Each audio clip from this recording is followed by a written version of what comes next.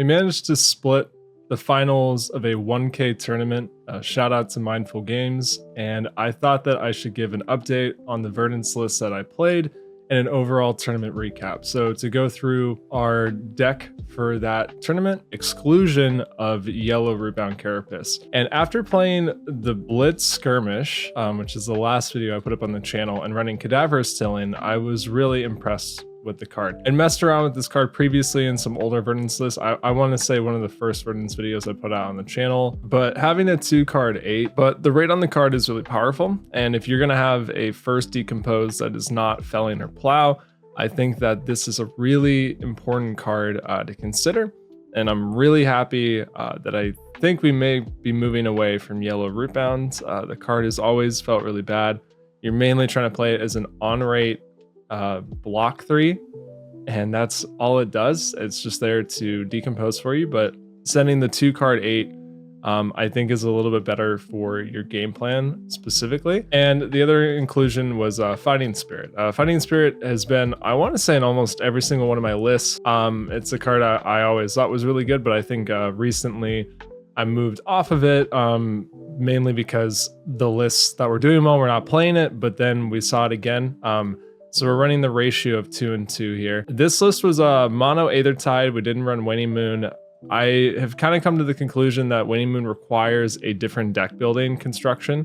And I think it's a little bit harder to just play like an Aethertide focused list, right? With like Mind Warp and Channel, and then just slotting in Waning Moon for aggro. I don't really think it's that simple. I think you need to play some different 1-cost non-attacks or some different actual surge effects, so something like Overflow. I think Waning Moon, while being a really strong build, I think requires a completely different deck building construction, so I just decided to opt out of running it. The rest of the list is really standard. It's what we've seen before. The only difference is that I ended up going back to CNC over Nourishing, so that meant that we could play different attack action cards, right? We can run more. We don't need to worry as much about decomposing. And Summer's Fall felt really important to me in the blue slot. It's a blue earth, so it helps you stick tree. But also, I think that Summer's Fall is a really important card for the Aurora matchup. I think that if you can constantly break their embodiments of lightning that they end their turn with, or if you can block out a CLV when they play it, because normally with the turn that they play CLV, it's normally like pretty inefficient, and normally it's very easy to block it out, right? Because CLV is one of the cards. They normally pitch an entire card to send a Starfall, and you can put like Barkskin in front of it or something like that. And so if you're able to deny the CLV turn and then immediately just clear off the table, you make it really bad for the Aurora player, right? They basically played a card that had 0 value, and they also usually end up pitching a red to Starfall. So normally they're foregoing like 3 to 4 damage for 2. So basically, if you break all that down, if they don't get to have 2 turns of CLV, I would actually argue that the Aurora player is behind. Summer's Fall just lets you clear it and also decomposes for you. When we go down to the sideboard, there's a caveat here. At this event, I expected Prism and I expected Aurora to be popular. Going off of the numbers from the last event, Runeblade locally has been a very popular deck, but so is Prism. And so I ended up running Weakest Links. I think that they're good into the MST heroes. I think they're worth running into Aurora, but I also think that they're really good into Prism, right? They're additional poppers, but also targeting the hands into Prism is really beneficial. So I ended up running these. I ended up playing Enigma 3 times. I believe Enigma was one of the top represented decks. I was not expecting that. And if I could run this back, this slot would maybe be E-Strike or it would be Scar for a Scar. But that's a hindsight thing. So that was my consideration for the day. And then I ended up running the 2 Fate for Scenes. I wanted to up my 4-block count specifically for Aurora. And then everything else here is standard. The one thing that stands out is Evergreen.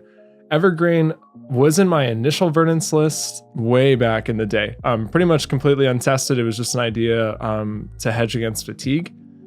But the HBot combo ended up basically surpassing it in terms of, if I'm playing this slow matchup, I would like to play the HBot combo if I'm worried about fatigue, because not only is it anti-fatigue proof, it's potentially the best way to win the matchup. There are some decks, specifically like New, that can rip your HBot combo away from you, and Evergreen is like a secondary game plan, essentially. It's like a secondary win con for some of those slow matchups. Like if you play against Jarl and they have some specific tech for you, or they just kill the plume and then they're pressuring you like really hard in the late game and you can't really combo off, you can at least like loop Evergreens in the end game. There are some matchups, right? Like an example would be like the CYB Dory that we saw at the Call in Sao Paulo.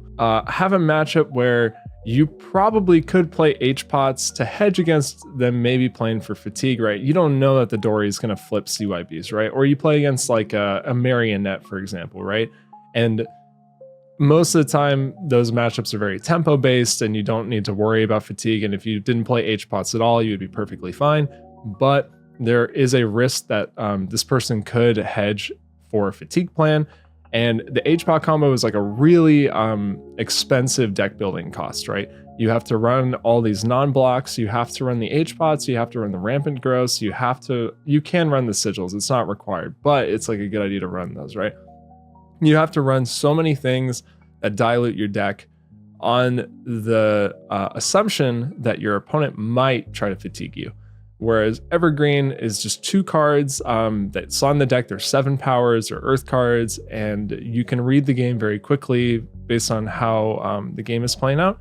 And if you get the vibe that like this person is like just not taking damage and fully blocking everything that you're sending, you can just make sure that you're pitch stacking these. And then in the late game, all you need is the 2 Evergreens, right? You have 1 in Arsenal, you have 1 in hand, you send the 1 from Arsenal for 7, you Arsenal the 1 from hand, you redraw your Evergreen, you send the 1 from Arsenal, you Arsenal the 1 from hand. Basically, you get the Rhinar Rock, essentially. You just get a 7 power weapon every single turn. And if you have an extra blue, you can throw Aether Tide, so you're sending 8 every single turn for the rest of the game. Split 2 ways, and if a deck is just trying to block you out, think about something like CYB Enigma or whatever, they can't answer it, right? It was also 7 power for Prism. I ended up signing it into like 3 matchups that at the tournament.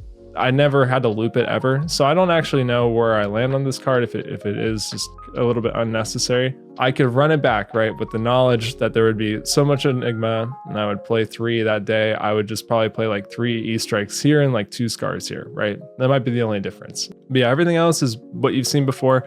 I don't think we need to recover everything. This is just the update on the list. And then to quickly do the tournament recap, Game 1 was against Dio.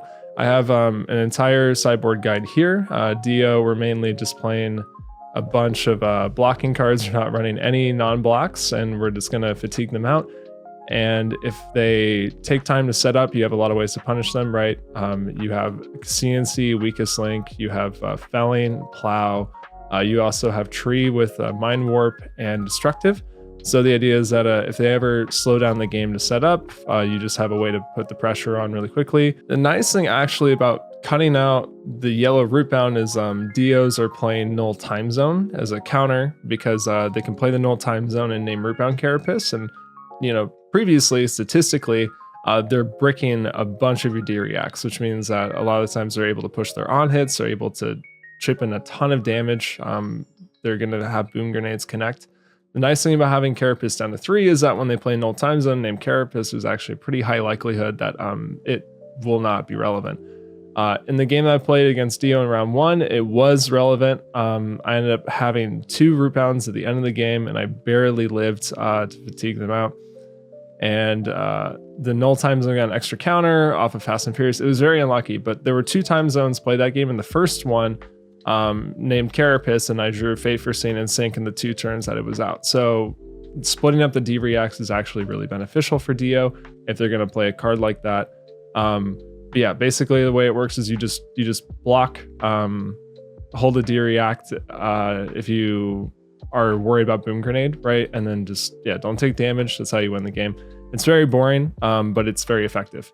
And then round 2, we played against Aurora. Aurora, we also won against. And I think it's kind of interesting because I assumed that this matchup was really bad, but I was 2-0 against Aurora at this event, both in Swiss and in top 8. And part of the deck list has changed, but also part of the philosophy has changed, right? So the idea into Aurora is that you want to resolve every single copy of Felling, and then you want to use Plume to rebuy your 4th copy. basically against Aurora, she has really good scaling hands. I know that her smaller hands are still efficient. Like she can go Entwine Lightning into like Lightning Surge and do like a 2-card 8.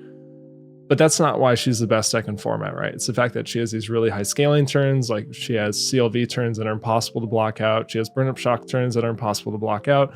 She has Flicker Wisp, Arc Lightning turns. The idea is that her like 5-card hands can be incredibly explosive. And so as the Verdance, your game plan is to just not let her have 5 cards. That's basically all it is. And if she's playing off of Arsenal to play around some of the Arsenal destruction that you're playing, if you can put her down to 3 cards every turn, she really can't do a whole lot. Or at least at that point, she's playing just like normal like value trading, in which case like you're going to come out every single time. Because if she's just like going like Entwine Lightning, Lightning Surge and doing like a 2-card 8, but you're sending Felling, which is like a 2-card 12, if you consider the bottom effect, like she's just going to lose every single time. So that's kind of the game plan. And a lot of times they present AB0. If they present AB0, you really want to stick Ring of Roses, and then just like whenever you get the opportunity, just like chip in with your Aethertide. It makes the end game very, very simple. But that was the main game plan. Mental Block and Seeds are really important. They let you spread out a lot of prevention effects. It's really good at preventing Burn Up Shock or CLV. That was basically how we played it. So we just we block out some of the higher power turns or turns that have on hits, but then we're really trying to prioritize disruption as much as we can. Even like hands like pitch a yellow or a blue to Aethertide and send Mind Warp if they're on AB0 feels bad in theory, but it has won me games against Aurora because sometimes you just brick them. And specifically, we're on 5 copies of Summersfall, and you even can scour their CLV. So like I said, having the CLV only on the board for 1 turn makes it actually very inefficient for the Aurora player and very manageable for you as the Verdance. And also, if you constantly destroy their embodiments, you're increasing their likelihood of bricking. The embodiment smooths out a lot of their hands, and your main game plan is just making them brick, whether that's through Arsenal destruction, hand disruption, or specifically killing like embodiments. If you can get the Aurora to trip up and you get tempo to then just continue to send disruption, it's very easy for you. So that was kind of how I played that matchup. You just want to disrupt them as much as possible so they trip up, and then you're able to just get the space to send these really powerful on hits. Round 3, we played against Enigma. Managed to win that one as well. Very surprised about that. If we look at our Enigma sideboard plan, we have Poppers, we have Tall Powers, we have Evergreen if they're going to play CYB and try to fatigue us out. And I play this matchup very proactively. I think a really clutch card in this matchup is Rampant Growth and Sigil. If you play these when Verdance is online and you go Sigil in response to the Verdance trigger, Rampant Growth and Life, you're going to gain 4 and you'll deal 1, and then you'll amp the Verdance ping from the Sigil up to 5 Arcane. What this means is that most Enigmas are going to play anywhere from AB 1 to 3, and it just means that if they have Mirror Guy, it will not live for a turn, right? That's the biggest thing, is you cannot let Mirror Guy hit you twice in this matchup. You'll pretty much lose every single value proposition. And so we're running 6 copies of Summersfall. We have a lot of really tall powers, and then we have the Sigil plus the Rampant Growth. So just make it so that we can guarantee that Mirror Guy gets off the table immediately.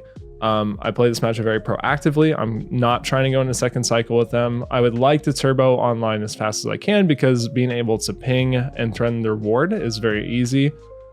Because once you're able to do that, the matchup gets a lot more simple, because they're going to establish ward to send it at you, and then what you're going to do is you're going to send an Arcane, and in the early game that'll probably be with something like Surgent, right? Like if they have, a Spectral with like counters from Astral or whatever, they're going to pitch to try to preserve it, right? They're not just going to let it die. But then as soon as they give up an entire card for that and you send Felling, you clear it off the table, or any of these other like, huge attacks, right? These 8 or 7 powers. That's your game plan. Your game plan is making it so that they get cornered very quickly over trying to protect the ward. Some Enigmas will just let the ward die, in which case you're also very happy with that exchange. If you're just trading your 1 card for their 1 swing on their turn, that's perfectly fine. You want to chain Fellings as much as you can. Tree is good, but not as important in my opinion. I do think it's nice if you can establish it, because then you can start opening for 4 arcane every single turn. But it's kind of marginal, right? Because your game plan is like ping an arcane, require them to pitch to AB, and then send a physical attack. So it's all good. You would like to play tree. I block very little in this matchup because you need to constantly be trading with them and making sure that the board is clear. If the board is not clear, you will lose the game very quickly. If you're able to felling 4 times, I think it's really solid. And we ended up taking that one down. It was on stream, so I'll actually link the stream game below if you would like to go watch it and see how we played it out. Round 4, we played against Marionette. I ended up going up to 61 cards just to hedge like 1 rampant growth. We ran the evergreens, but if I'm able to have a mini combo with rampant growth and sigil, it felt perfectly fine to me. I play this matchup just like I'm trading, essentially. We run some D-reacts, so you can kind of block them out. I feel like this matchup is pretty easy, to be honest, because you have seeds and mental block. You're able to just stop clave every single turn. Whenever you draw these, it'll prevent the flick effect as well, in which case it turns off like all of their cards. If you're able to block out clave, it gets very difficult for the Arachne to actually do anything. And then you can just like block clave, block whatever the disruption is, and send like just like a solid 2-card hand, right, with like a fighting spirit, cadaverous, whatever. And you have D-reacts, so you're able to answer some of their reaction-based stuff. And then also you run some instants, right? So you can put like sigil in your arsenal to protect yourself against codex. Means that you don't have to discard a codex, but then also when they get their arsenal destruction, because they're always going to get CNC or leave, you just play the sigil and punish them anyway. Or if your arsenal is open, you just grab felling, block out their disruptive attack, and then send felling, and then you get even more copies. This matchup feels very solid. That's all I'll say. I haven't had any trouble with it. If we look at the results, let's look at my results. This was a practice I put in before the 1K, and Marionette we have a perfect record into. So I don't know. I haven't had trouble with this matchup. It feels kind of intuitive to me. You just block their disruption, play your disruption, but yours is uninteractable, if that makes sense. Like if you block out their on hits, they don't do anything, but they can't stop felling. So it's kind of how it goes. Round 5, we played against Enigma again. This time they got a turn 0 mirror guy. Like we went first. I ended up playing a pulsing Aether because it just made sense to me. I was like, if there's some ward you could play, you could transcend and make a spectral. I'm relatively okay with all of that. And then he took the 4 and then played mirror guy. So we lost that game barely. I also think my plume was incorrect at the end of the game. I ended up IPing a card. I had 2 blues and a cadaverous in hand. I could have, and one of them was a fruits. I could have discarded the fruits, pinged 1, gone up to 3 life instead of staying at 1. And then I could have sent the cadaverous for 8, and so I decided to plume and then bottom the cadaverous to a felling. I think that was wrong, and I probably lost the game off of it. And then also that turn 0 mirror guy was near impossible. We go into top 8, we play against Aurora round 1, do the same game plan, trying to make them brick. We make them brick. I end up destructiving their only attack out of Arsenal, so we're able to just cinch that game up really nicely after that, because then I was able to just chain a bunch of disruption, CNC, weakest link, felling, and like the game was basically over. Also using plume to get back an extra felling. Top 4 play against Dory. That one was also in stream, so you can go watch that one too. We play a mix of the H-pods and of the evergreens. I end up blocking with the evergreens because I just they present AB1, so I know that my combo will get there. I end up getting kind of pressured pretty early, and so I end up having to combo with only 2 H-pots out and then missing the blue to get the 3rd rampant. So the combo was only like, I want to say it was like 25 or something. But we had traded a little bit of damage, so it dropped him really low. And then after that, all I did was I went for 1 more rampant line because we didn't have to use plume in that turn because we were missing the blue. If I had the blue and I was able to get 3 rampants, the game would have been over on that turn. We had to play it out for a few more turns, and then all I did was I went heartbeats, plumed back one of my rampant growths, sent Aether Tide, and sent a pulsing. It was enough to win the game. And then in the finals, I ended up just playing with the Enigma. It was from Portland all the way up, in the Pacific Northwest of Washington. So it was late. One of the top 8 matches took a very long time, and so we wanted to go home. So ended up splitting the cash for first. So Verdance is good. Don't let anyone tell you otherwise. Overall, I was really happy with how the day went. I think I made a couple misplays in some matchups. I don't really think it mattered with how it went. You know, I only had one loss in Swiss in round 5 to Enigma, which is, you know, amazing that I even beat Enigma in round 3. And then our top 8 went as well as it could have. So that was the Verdance list for the day. If you want to give it a shot, let me know what you think, or if there's any changes that you would make yourself. Until next time, thank you for watching.